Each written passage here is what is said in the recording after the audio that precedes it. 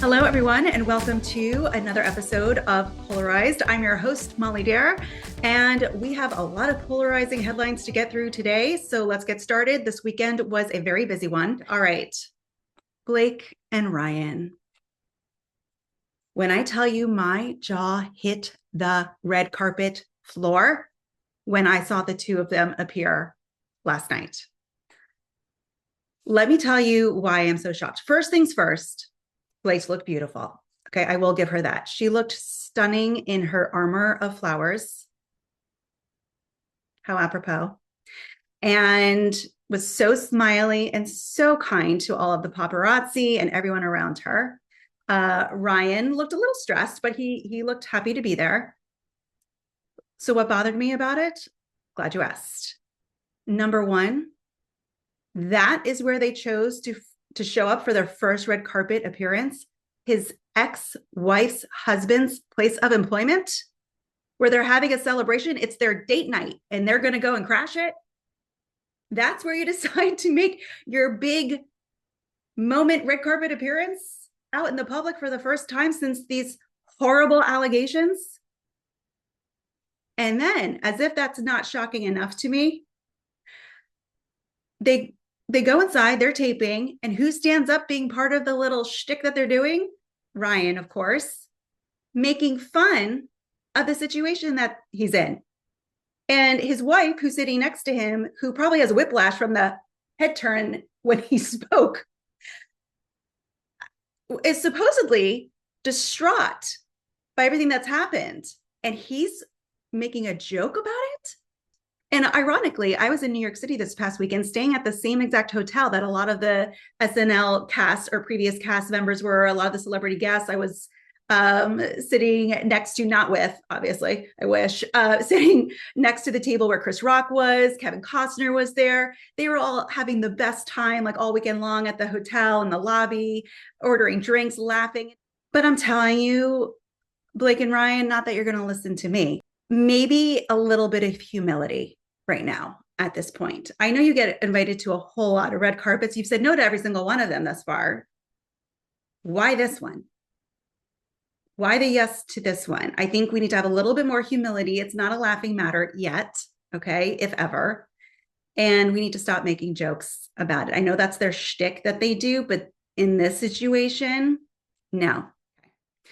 All right, so moving on, I got to see what I've always wanted to see from Meghan Markle. She posted a reel on her Instagram page, which I'm not saying she listens to me, but I'm also not saying she's not, because what did I say 2 episodes ago? That if I was on her team, instead of this With Love, Meghan overproduced Netflix special showcasing the luxury lifestyle and cooking and entertaining, she needs to be more real right now, because what are the critics saying about her? That she's out of touch. She's too overproduced. It's not real. She did it finally. She was real. She took her own phone and it was her in real time. It was her real kitchen.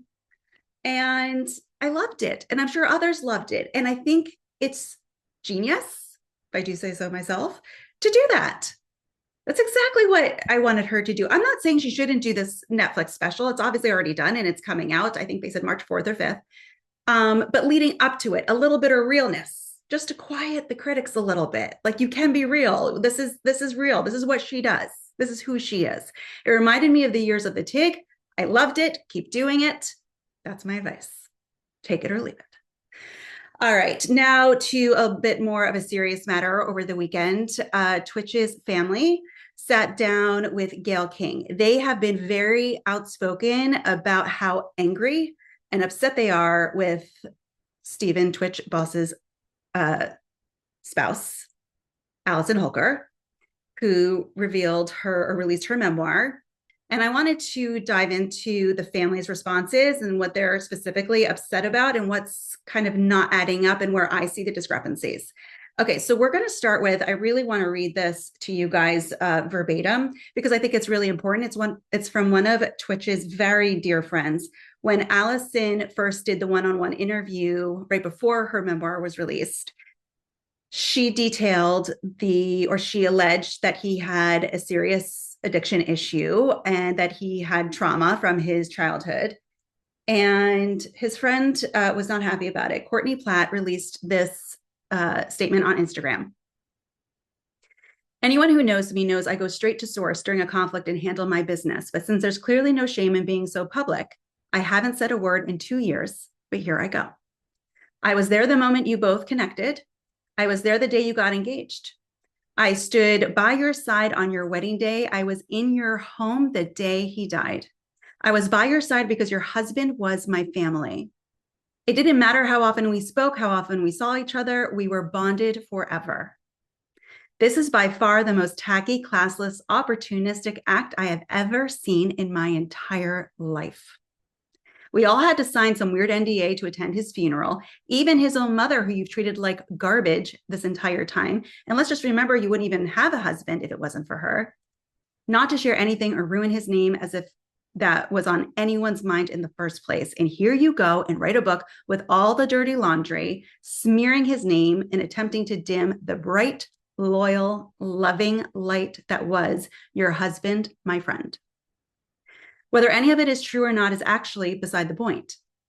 This is how you protect the boss name you so quickly dropped on your social media platform 48 hours after he passed. His legacy. This is how you protect his children from any further humiliation, hurt, and despair. This is what you want them to remember about him. You have moved on. You're living your life. You're on every carpet you can get on, every celebrity row you can sit in, every magazine you can be in, and you needed to do this. Get a journal, a therapist, a friend, but publishing a book shamelessly sharing the pages of your husband's journal, People magazine, what a joke. Yes, he took his own life, which is a fact all of us still can't fathom. And he was clearly having mental health issues, hurting so deeply. And this is your example of empathy, of your love. This smear campaign for a buck is absolutely not what he would have ever wanted, no matter how bad he was hurting, not for a second. You're a living, breathing bulldozer. Stick to your own demons. Shame on you, Allison. Shame on your money-hungry team. Let my friend rest in peace, not your PR. So that was from Courtney Platt, a very obviously close friend of Stephen's. And his mother sat down and, as I said, with Gayle King and, detailed just how horrific it was to learn about these allegations. Reading the book, she learned about it along with all of us. Stephen never said anything to her about it. Allison never came to her, telling her what she discovered in his journals or anything.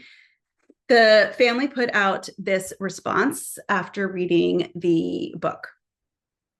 We, the Boss family, are completely appalled by the misleading accounts and inconsistencies in Allison's book.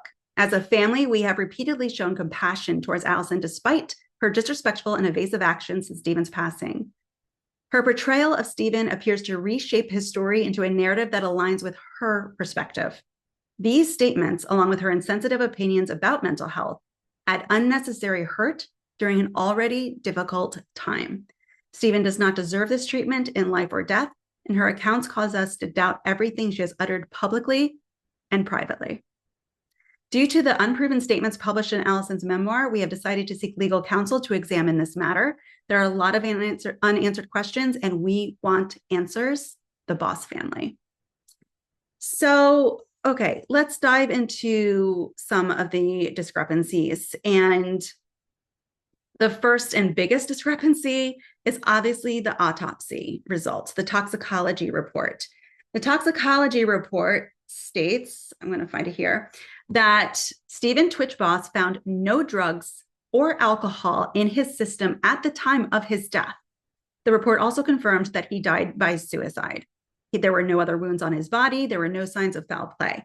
Why is this alarming and why should this be questioned? Because in Allison's book, she clearly details that the night before his passing, he was so high. He was on, she alleges, even substances she didn't even know. She did not recognize him. He was acting very weird. If that was the case, and he died the next day, substances would have been found in his system. So why the discrepancy? Did the 24 hours happen the way she alleges that they happened in the book? I don't know. We said in the last episode, Donna and I kept alluding to the fact that she just paints this picture of their life almost over the top, cinematic. It was like Disney level of, engagement and their relationship with each other and their chemistry and the acts of love they did for each other and how wonderful it was. But she doesn't at any point detail her own struggles, really. It's been made public that she struggled with alcohol. There was a video put out of her being very intoxicated at an airport. They wouldn't even allow her on the plane. She was surrounded by the police. She was very belligerent. And who did she call during that time? Her husband, Stephen. Okay, so let's also discuss now the NDAs, because this was a huge bone of contention. And honestly, where the family really created this big rift is when she asked them all, not asked, demanded that every single person who attended Stephen's funeral had to sign an NDA.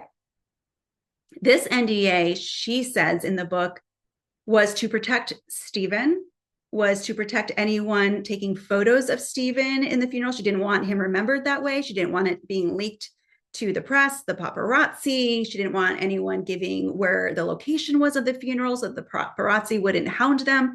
And the way she was describing it, she was being protective of Stephen's legacy, protective of his children, their children together, and that she was in protective mode. And she just wanted it to be clear. So it was clear that she didn't trust some of the family and friends that were there to do the right thing. And what she doesn't relay, which is what I think the family is more upset about, is that in this NDA, it says you are never to discuss Stephen's death, what happened, any of this. But what does she do 2 years later? She writes a whole book about it and releases it, and clearly, making money from it. And to them, it looks like a money grab. And it looks like you're exposing his dark truths, maybe truths. I don't even know if they are all true, for money, for fame, for attention. Now, Allison in her book alleges that she felt she was given permission by Stephen to release this book and talk about all of the dark, not just his light. And I'm going to read just the part of the passage where she feels like she was given permission. She met with a psychic, and this is what she says. We talked about life and love and kids like old friends. She had no idea I was writing this book. I didn't mention it, and my friends who connected us had never discussed it with her. So I sat up straighter when she said she knew that I was embarking on a new journey that really scared me. And even though I hadn't known how much I was free to share, Stephen wanted to make it clear that he's proud of me and he's giving his permission to share his other side because he believes it's important that he is seen, all of him. So she believes that Stephen came to her through the psychic, giving her the permission to publish this book. She also talked about how Stephen came to her in certain dreams and spoke to her, and she feels through their connection that she has the permission to share this.